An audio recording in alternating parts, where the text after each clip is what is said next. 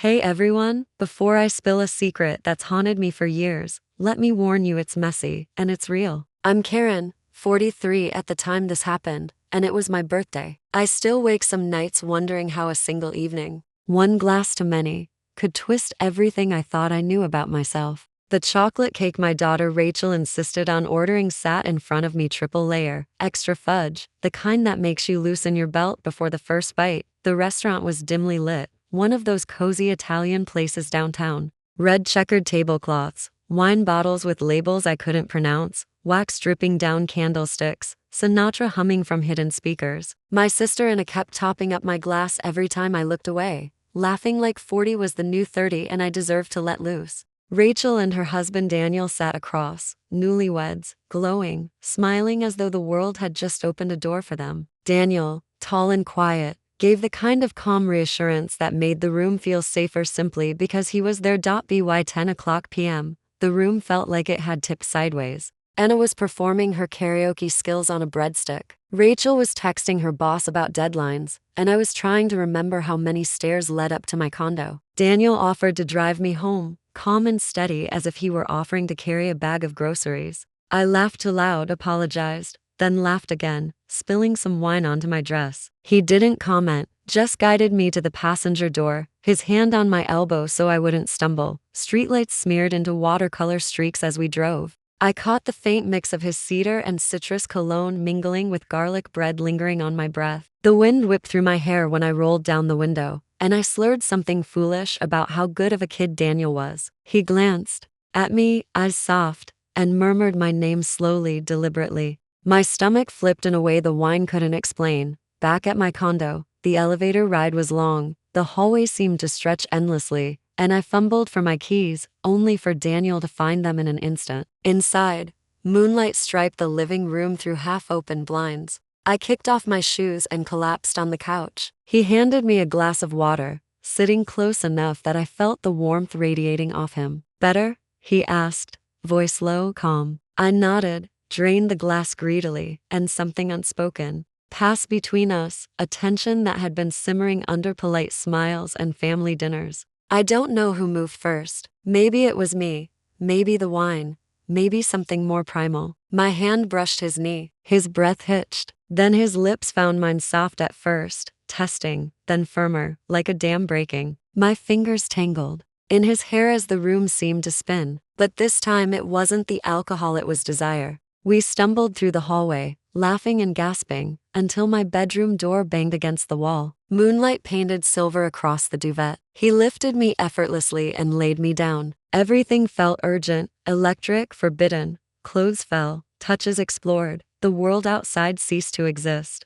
Every caress was both the first and last at once. When the storm passed, we lay tangled, hearts racing, surrounded by the quiet hum of regret and desire. He kissed my temples softly, whispered words I couldn't catch, and then silence. The front door clicked. Rachel's voice called, "Mom, you home?" We froze, heartbeats echoed. Daniel slipped out the window, shoes in hand, like a teenager sneaking out past curfew. I pulled the duvet to my chin, listening to Rachel's steps in the hallway. When she asked if I was okay, I mumbled something about headaches, wine, anything but the truth. She kissed my forehead and left, and I stared at the ceiling, tasting Daniel on my lips, wondering how the hell I was going to face the next day, the next meal, the next ordinary moment. The morning brought shame like a wave. Sunlight stabbed through blinds, stripping the bed. I scrubbed my skin raw in the shower, but his scent lingered, cedar, citrus, something darker. My reflection showed a woman I barely recognized. Lips swollen, faint marks I could barely hide. And somewhere deep down,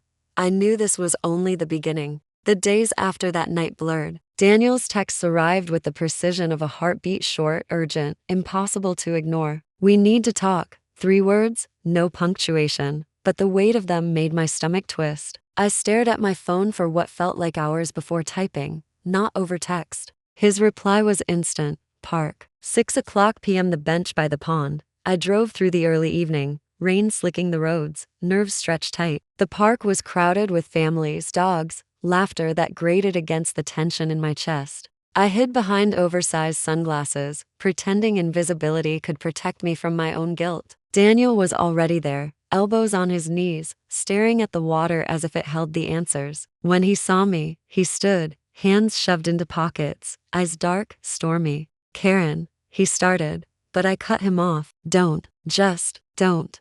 We walked in silence. Gravel crunched under our sneakers. Ducks quacked. Families passed, unaware of the turmoil unfolding on the path between them. Finally, he spoke, voice low, careful. Last night was a mistake. I stopped under the willow, branches brushing our shoulders like reluctant witnesses. I didn't respond immediately. You're married to my daughter, I said, letting the words hang like rust in the air. He flinched, pain flickering in his eyes, but then stepped closer, lowering his voice. I know. But I've wanted you since the first time Rachel brought me home. You were laughing, wearing that green blouse, and I raised a hand, cutting him off. Wanting and doing are different, I said. The words were steady, sharper than I felt. His fingers brushed mine, thumb tracing knuckles as if memorizing the lines of my hand. One more time, he whispered, then we stop. Clean break.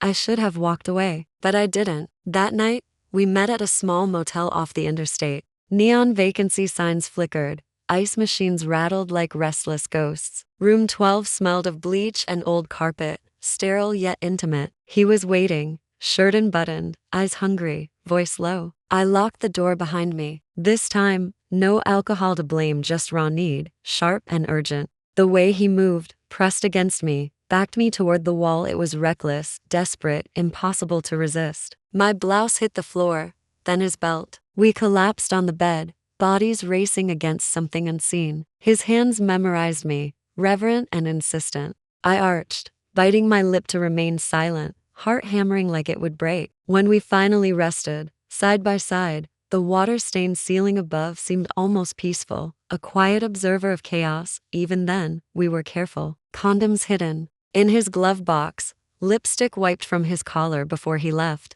But careful isn't bulletproof. Weeks passed, encounters grew bolder, and Rachel began noticing changes. Late nights, startled reactions, fleeting smiles that didn't reach my eyes. Daniel became distant at family dinners. Potatoes passed as if they were fragile. Every secret meeting left a residue, a shadow stretching over our everyday lives. Then came the day that broke it all. Rachel's call, sharp, tense. Mom, can you come over? I found something.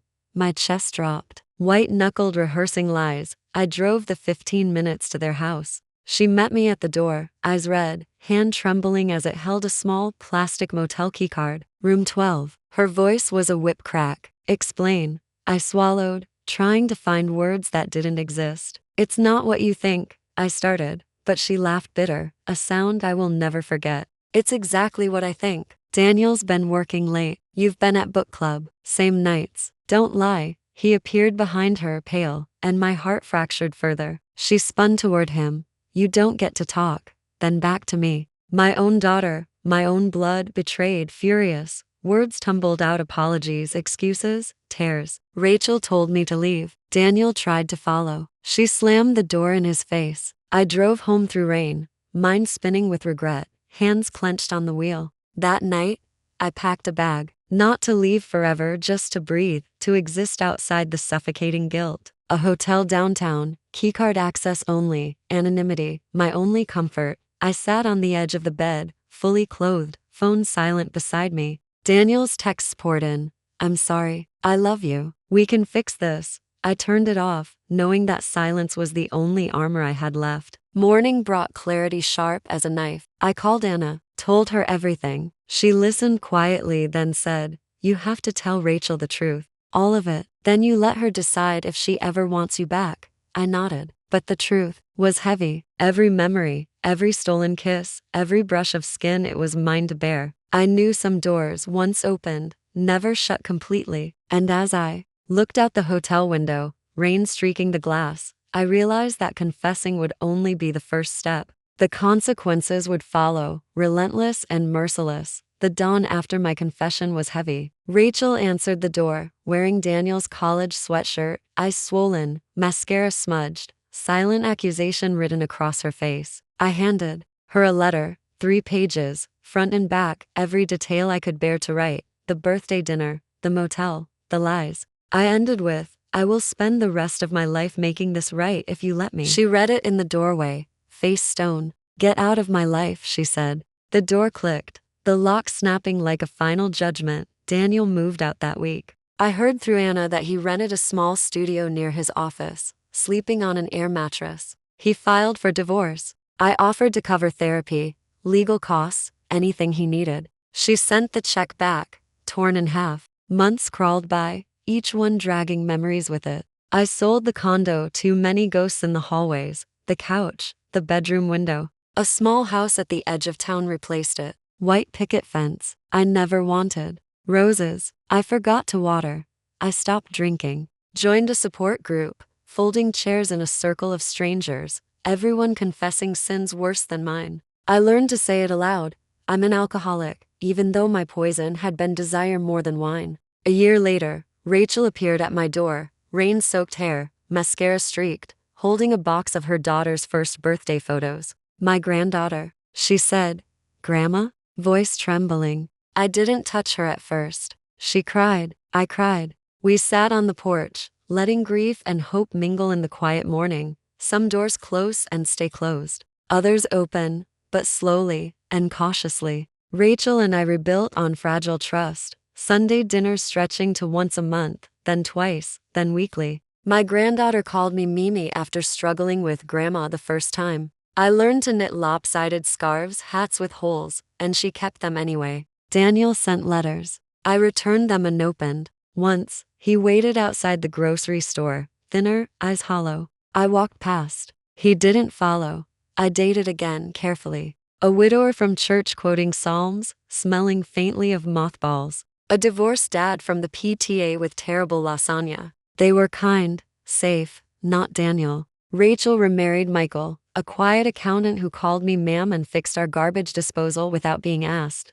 They had another baby, a boy, with Daniel's eyes. I held him once, then returned him to his mother. Some ghosts aren't exorcised, they live beside you. I turned 62 alone, candles on a store-bought cake, wishing for absolution I didn't feel I deserved. And a toasted with sparkling cider, to surviving ourselves, she said. We clinked plastic cups. Life continued. One spring morning, a letter arrived, no return address. Inside a photograph, Daniel and me at that birthday dinner, 5 years prior, laughing at something off camera. His handwriting, I still see you in every sunset. I burned it in the sink, watched the edges curl, smoke curling into the drain. Rachel saw it from the driveway. Everything okay? She asked. I nodded. Just cleaning out old ghosts. I volunteered at the women's shelter, teaching resume workshops, holding hands during panic attacks, listening to strangers confess sins, voices trembling. A teenager hugged me after a session, whispering, "You gave me hope."